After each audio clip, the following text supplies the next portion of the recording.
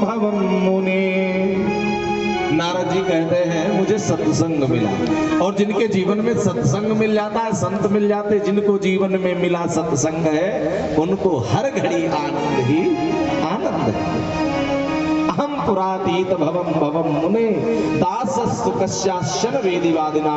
कोई मैं ब्राह्मण वेदवादी के यहाँ, वेद बांचने वाले ब्राह्मण के कुल में नहीं जन्मा कि हमने बचपन से ही वेद के पाठ सुने होते। मैं दासी का पुत्र था। एक बार एक बाजार में दो तोते बिकने के लिए आए। एक तोता जो साधु के घर में, साधु के आश्रम पे पला था, तो साधु उसको राम राम पढ़ाते रहते थे, सीताराम सीताराम सीताराम। और दूसरा तोता एक कसाई के यहाँ का था, और वो तोता गालियां बकता था। बाजार का यह नियम था राजा का कि जो वस्तु नहीं बिकती थी उसको राजा खरीद लेते थे।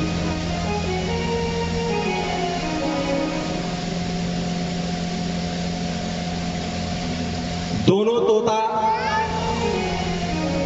राजा लेकर के बिके नहीं, लेकर के आ गए अपने, और दोनों पिंजड़ों को टांग दिया। अब तोता उनमें बंद है, एक तो सीताराम सीताराम करे तो राजा को बड़ा सुकून मिले, बहुत प्रसन्न हो, और दूसरा तोता हे राजा तमाम प्रकार के अपशब्द बोले, तो राजा ने तलवार निकाला, इसे मार डालो। तो तोते ने, दूसरे ने सावधान किया, हे राजन इसका कोई दोष नहीं है, इसे मत मारो। क्यों दोष नहीं है इसका? कहा कि ये तो संस्कारों का दोष है। मैं राम नाम जानते हो क्यों जप रहा हूं? क्यों जप रहे हो राम नाम? क्योंकि मैं साधु के आश्रम पे सुबह से शाम तक राम नाम सुना है, पढ़ा है, सीखा है। मुझे बार बार साधु सिखाते थे, बेटा सीताराम बोल, सीताराम बोल। तो राम राम में जपने लगा। और यह जो मेरा भाई है ये कसाई के यहाँ चला गया, और कसाई ने तो केवल इसे अपशब्द ही सुनाए हैं, तो जैसा सुना है वैसा ही ये बोल रहा है। इस तोते के कारण इस दुष्ट को भी प्राण दान में मिल गए। तो कहते हैं नारद जी हमको ऐसा कोई परिवार नहीं मिला जहां ऐसा माहौल मिला होता कि हम भी सत्संग करते या ऊंची खूब शिक्षा धारण करते।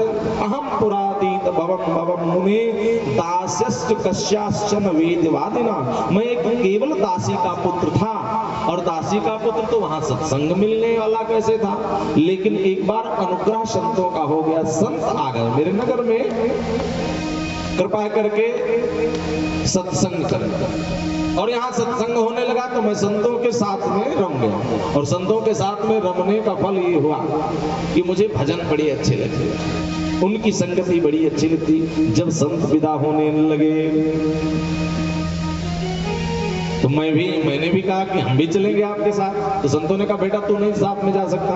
अरे हम महात्माओं के जीवन में कभी कभी तो ऐसा होता भूखे प्यासे रहना पड़ता, कभी तो खावे चना चबेना, कभी तो खावे खीरा जी, वाह वाह रे मौज फकीरा जी। फकीरी में तो कभी खूब मालपुआ मिलते तो कभी कुछ नहीं मिलता, और तू मेरे साथ जाएगा तो ये ठीक नहीं है, बेटा तू घर में रह। मेरा कैसे उद्धार होगा? तो कहा तुम्हारा उद्धार होगा, तुम यही भजन करना जो तुम्हें अच्छा लगता है। महाराज संत चले गए, और संत चले गए तो मैं भजन करता। मेरी माँ कहती बेटा बड़ा हो जाएगा, घर में बहू आएगी, नाती पोता खेलेंगे, घर आंगन हमारा खुशियों से भर जाएगा। और मैं कहता प्रभु अब प्रभु कृपा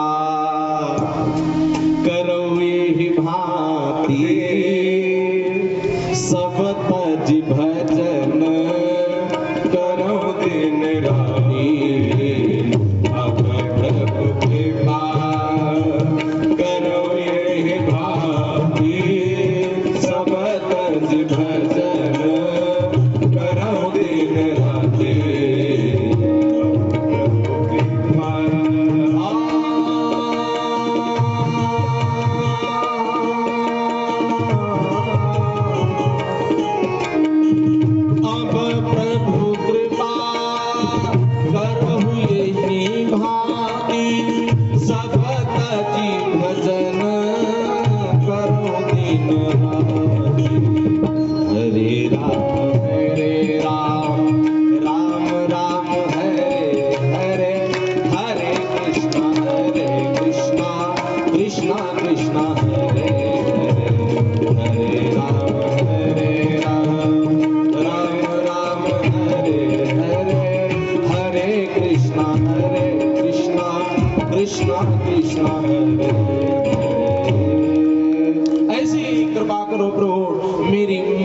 दिन गाय धोने के लिए जा रही थी, इतने में एक सांप अंधेरा हो चुका था, उस पे पैर पड़ा, माँ को मेरे उसने दंश कर लिया, डस लिया।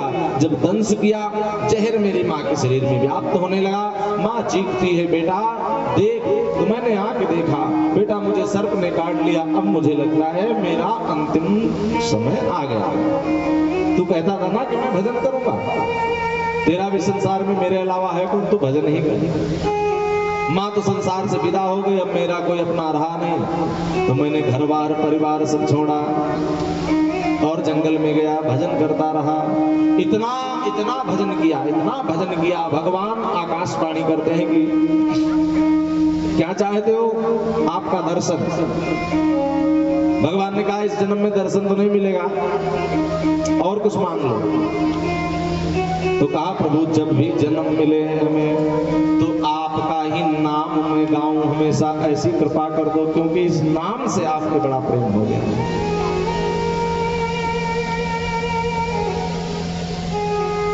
भगवान ने वरदान दिया, संसार सब खत्म हुआ, उनमें लय हो गया। और जब ब्रह्मा जी ने पुनः भगवान के द्वारा सृष्टि रचने का आदेश मिला, तो ब्रह्मा जी ने सृष्टि रची, तो मैं उनका मानस पुत्र देवर्षि नारद कहलाया। मैं जब प्रकट हुआ तो नारद जी ने कहा, मैंने पूछा अपने पिताजी से, पिताजी मैं कौन हूँ और क्यों हूँ इस संसार में। हर एक व्यक्ति का इस संसार में आने का कोई ना कोई मतलब है, बिना मतलब के कोई नहीं आया है इस संसार में। हम आप यहाँ संसार में आए हैं तो कुछ करने आए हैं।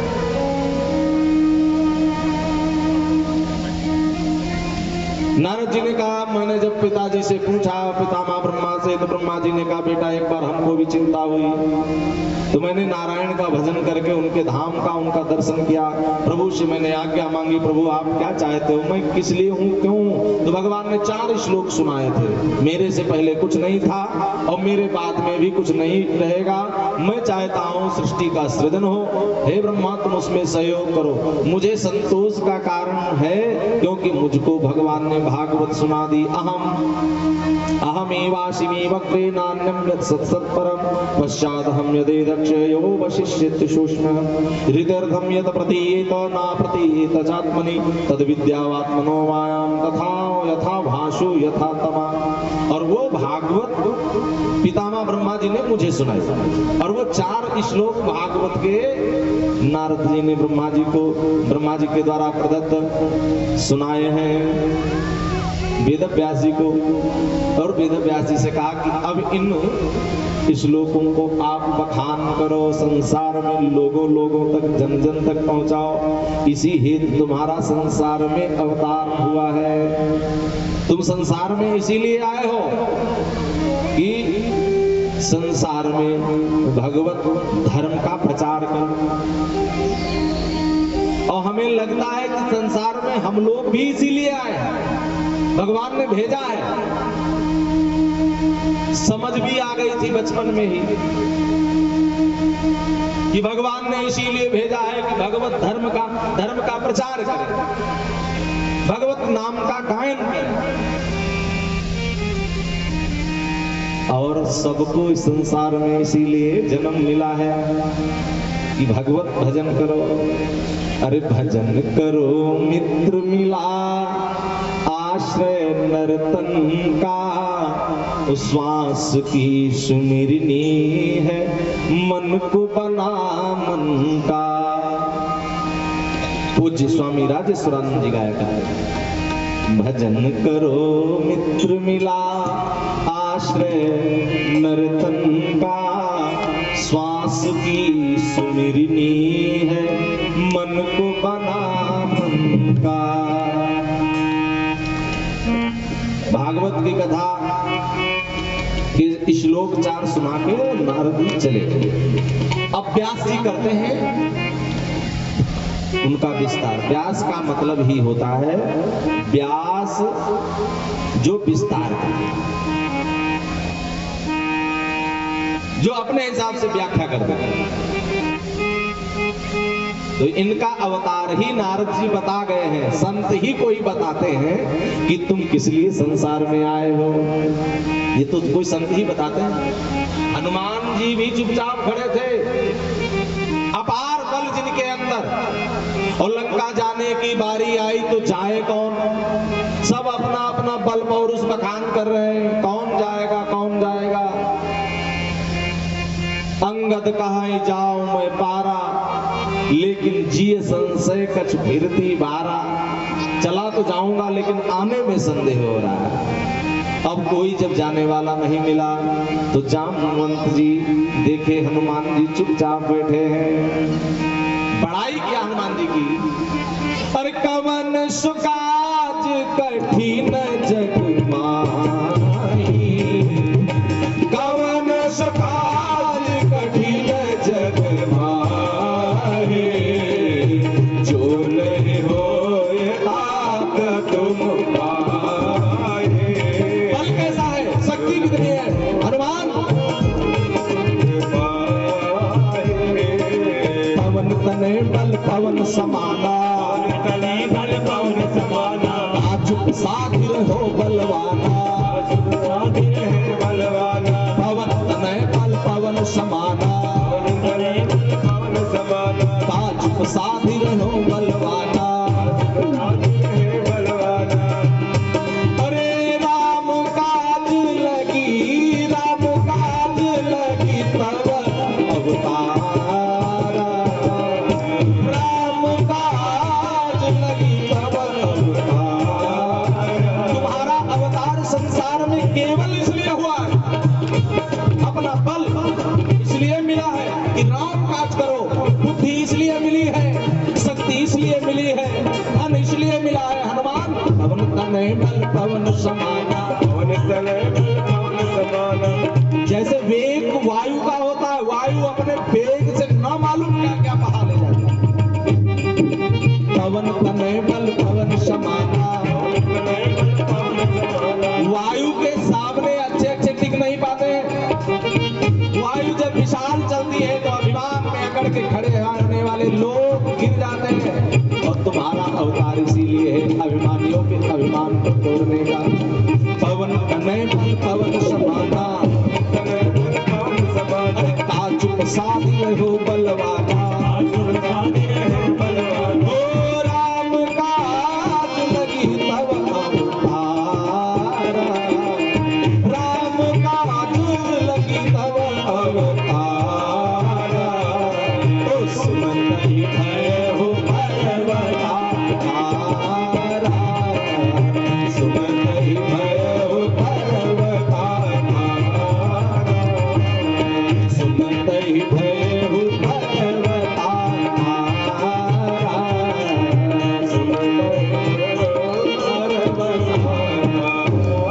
केवल और केवल इसलिए अवतार है हनुमान जी, राम काज लग तब अवतार। तुम्हारा अवतार ही राम काज के लिए है, सांसारिक काम काज के लिए नहीं, राम काज के लिए आए फिर भी चुप बैठे हो।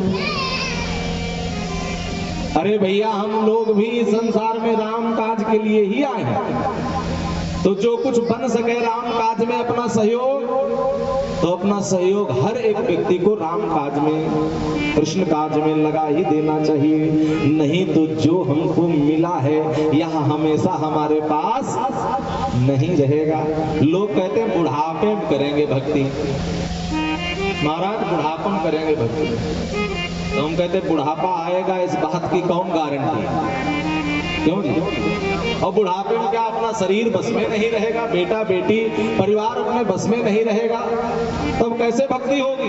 तो किसी संत साधक ने कहा है, आंख में पड़ेगा जाला देख नहीं पाओगे, नाक से बहेगा नाला, लाठी से पड़ेगा पाला, जरा जिंदगानी में भक्ति क्या करोगे जब शक्ति ना रहेगी, तन में पड़े पड़े धूमते रहोगे पीकदानी।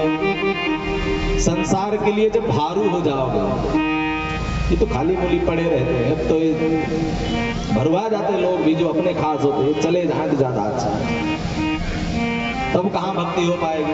देना भी चाहोगे, किसी के साथ कुछ उपकार करना भी चाहोगे, चाहोगे कि कथा कर सुन लिए होते तब तो अच्छा रहता, तब पछतावा होने से कोई फायदा नहीं होगा। इसलिए प्यारे, बहुत सुंदर अवसर मिल गया है, परमात्मा ने यह अवसर दिया है, तो समय चूक उनका पछताने का, वर्षा जब कृषि सुखाना। अवसर बढ़िया मिला है, इसका लाभ उठा ही लेना चाहिए। कहते हैं कि ये तो चले गए, नारद जी तो चले जाते हैं, और भागवत की कथा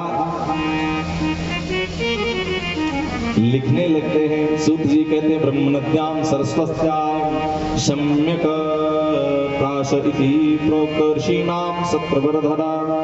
ब्रह्मनद्यां सरस्वत्यां माश्रमा पश्चिमा तटे, ब्रह्म नदी सरस्वती, पश्चिम में उनका आश्रम प्राश आश्रम। और यहाँ पर नारद जी के जाने के बाद बैठे, ध्यान किया भगवान गणपति जी का। विघ्न हरण मंगल करण श्री गणपति महाराज, प्रथम निमंत्रण आपको सब पूर्ण करिए काज। गणेश जी प्रकट हो गए। क्या करना है? व्यास जी ने कहा है काम करो, हमारा जो लेखनी चलने जा रही है मैं बोलूंगा और आप उसको लिखना। गणेश जी ने कहा सुनो, लिखेंगे तो हम तुम्हारे काज में सहायक बनेंगे, क्योंकि तुमने हमारा ध्यान किया है। लेकिन इतना जान लो, जहां पे बोलना बंद कर दोगे वहीं मैं लिखना बंद कर दूंगा, इति कर दूंगा पूर्ण। व्यास जी ने कहा शर्त मंजूर है, लेकिन हमारी भी शर्त यह है कि ये नहीं जो मैं बोलता जा रहा हूं वो लिखते जा रहे हो, लिखने के साथ साथ उसको समझ भी लेना। जब तक समझ में ना आ जाए तब तक आगे मत लिखना। लिखना जो मैं बोल रहा हूं, लेकिन उसको समझ करके लिखना। अब सरस्वती माता का ध्यान किया। या देवी सर्वभूतेषु विद्यारूपेण संस्थिता, नमस्तस्यै नमस्तस्यै नमस्तस्यै नमो नमः। सरस्वती माता प्रकट हो गई वीणा लेकर के, स्वर को झनकारती हुई। क्या चाहते हो? तो सरस्वती माता से कहा हमें ऐसा ज्ञान दे दो, वर्णो विशद राम गुण गाथा।